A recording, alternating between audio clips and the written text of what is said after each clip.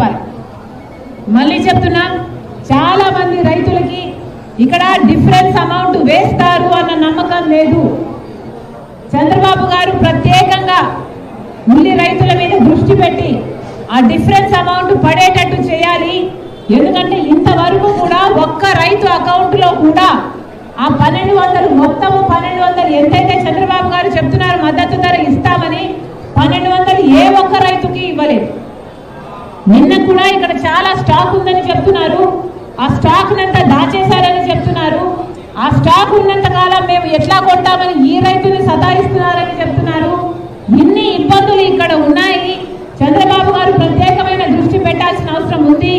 కాబట్టి చంద్రబాబు గారు Congress party demand చేస్తుంది, ఈ రైతులందరికీ కూడా ఏదైతే అసలు 1200 సరిపోదని చాలా మంది రైతులు చెప్తున్నారు. కనీసం 2000, 2500 మద్దతు ధర ఉండాలి. లేకపోతే ఉల్లి పండించిన రైతులకి అసలు గిట్టుబాటు కానే కాదు అని చెప్తున్నారు.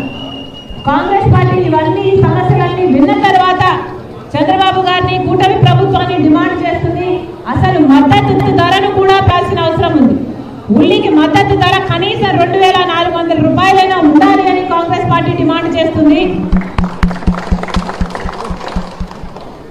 ఇప్పుడు 1200 ఏదైతే చంద్రబాబు గారు అంటున్నారో ఆ 1200 వచ్చేటట్టు వెంటనే చర్యలు తీసుకోవాలని, ఇంతవరకు ఒక్క రైతుకు కూడా 1200 చేతిలో ముట్టలేదని వెంటనే చంద్రబాబు గారు స్పందించి 1200 ఆ రైతుల అకౌంట్ లో వచ్చేటట్టు చేయాలని కాంగ్రెస్ పార్టీ డిమాండ్ చేస్తుంది. జై కాంగ్రెస్, జై కాంగ్రెస్. వర్ధిల్లాలి షర్మిలమ్మ నాయకత్వం, వర్ధిల్లాలి షర్మిలమ్మ నాయకత్వం. ఉల్లి రైతులు వెంటనే ఆదుకోవాలి.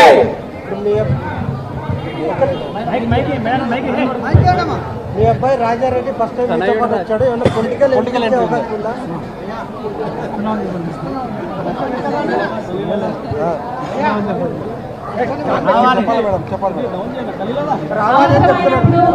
రావాలని చెప్తున్నారు.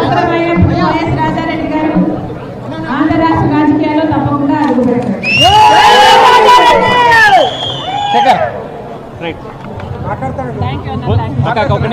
ఉల్లి రైతుల కన్నీళ్లు చూసేందుకు షర్మిల కర్నూలు కావడం జరిగింది. మనతో మాట్లాడాలి.